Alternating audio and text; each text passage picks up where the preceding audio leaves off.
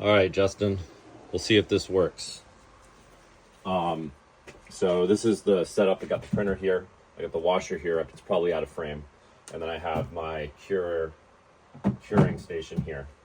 I have a drying station that a fan is blowing on them. So like after I push something out of washed, I rinse it off, I shake it, I put it in on the towel. So even though I have tarp down, this helps absorb it. I set all the wet pieces here, try to prop them up, dry them off.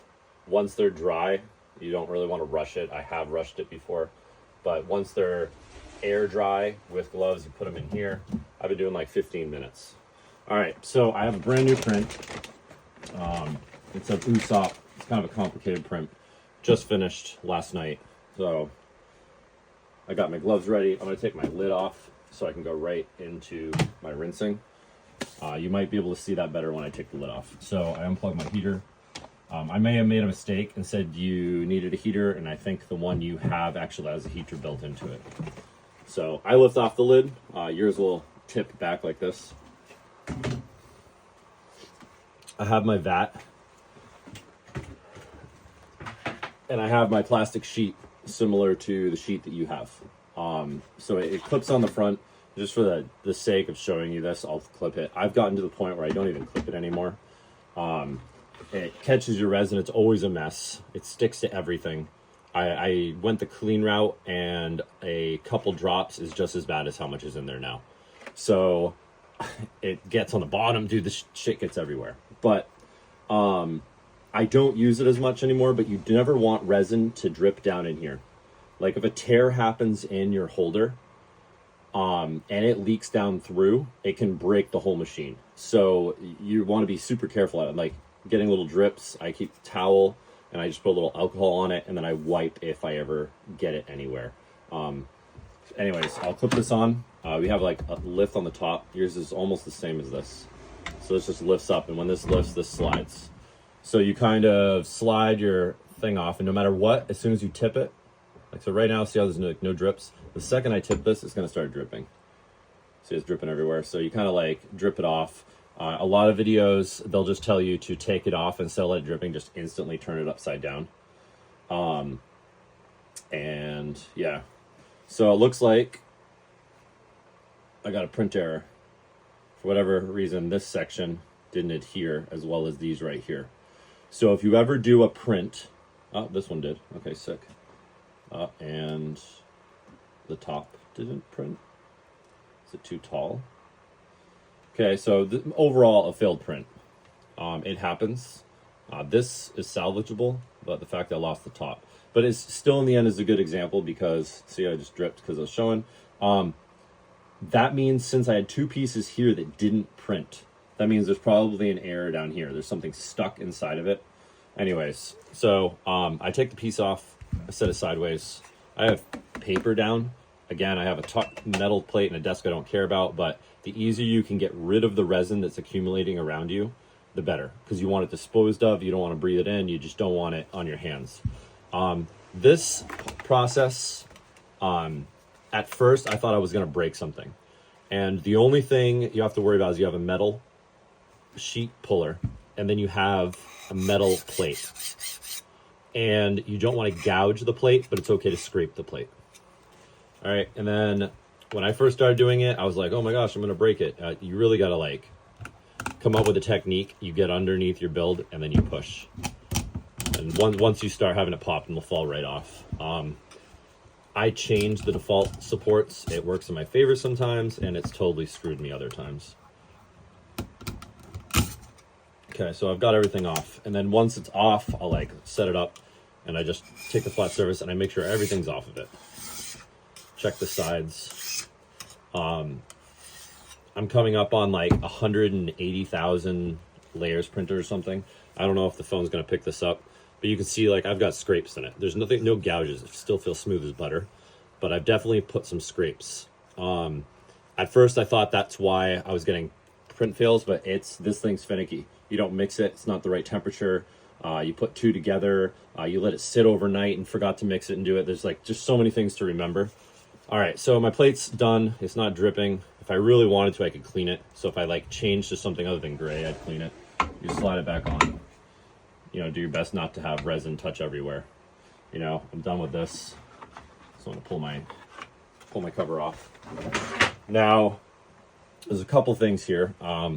Depending on what it is you built, this is where you can like, that's crazy how it's still built though.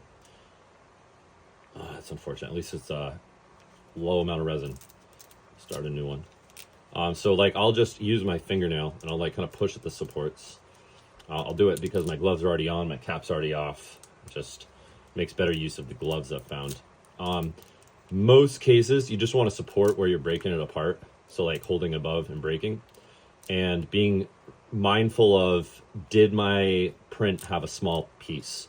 Because if you're breaking off these things and it's connected to a small piece that it's supporting and you're just not paying attention, forget that that small piece is there. When you break off the support, you're going to break off the piece and you're going to have, you know, something missing from the model that was originally supposed to be there. All right, cool. So that came off pretty good.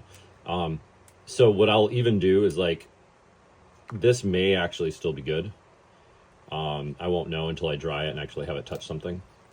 But just because something doesn't look like this right here, looks like the bottom messed up, it's possible I can glue that on. This actually is going to be a reprint. I can tell already, but I still cure things that even mess up.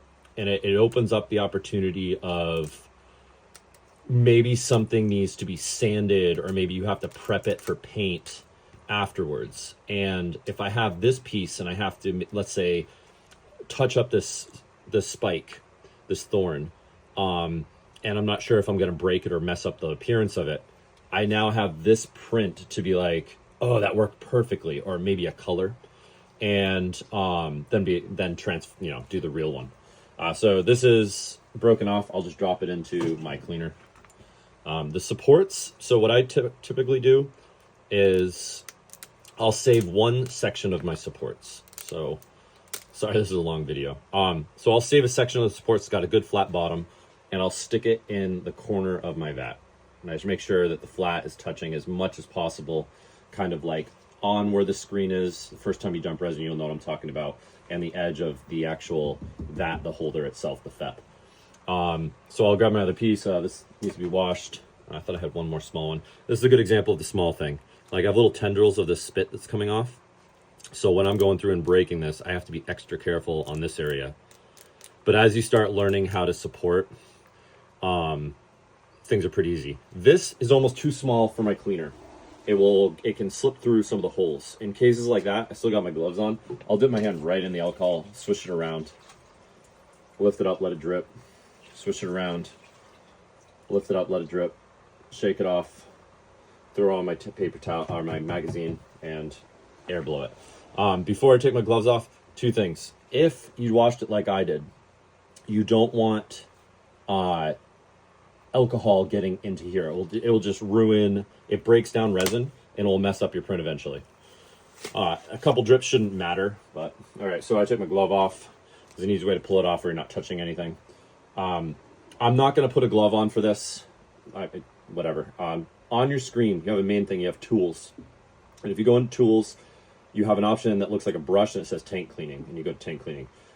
The thing to be careful with tank cleaning is that you're flashing the entire screen and making a layer that covers the whole bottom. So once it's done doing that, it clears a whole layer, but you still got to peel it up somehow. That's why I saved an unwashed piece of this. Something that I can stick right down to it. I just touched raw resin. That's how easy it is to forget. Anyways, this right here is half on the screen, up in the corner. I've already touched it. I'm just going to do it again. I'm going to use my knuckle to not get it on the screen. By default, it says 15 seconds, and I just push OK. And it starts a timer. You can kind of tell it's going. I don't know if the video is going to pick it up, but you see a purple light here. That just indicates that it's flashing light to screen a layer. The 15 seconds will go off. Again, sorry, this is a long video, but hopefully this helps you out. Okay, so the flash ended. Now I'm going to use this to peel up that layer. So I'm just kind of like lightly lifting. Be careful not to spill it. Maybe I should have left the shield on it. Again, I've just started my own habits. And you just peel this layer up. And it's a whole layer of flat resin. I kind of like twist it around. I got one glove on, so I don't care how much resin gets on my fingers. And I just kind of like let it drip off as much as possible. You'd be standing here all day if you want to save every drip. It's not worth it. So once I've got a drip where I can actually move it without it like spilling somewhere, I'll do one last shake. I'll move it. I got a trash bucket right here. And I'm just dropping it in. So my hands are all messy. I know I just cleaned that up. This is the time where like, oops, I got a little bit on the edge.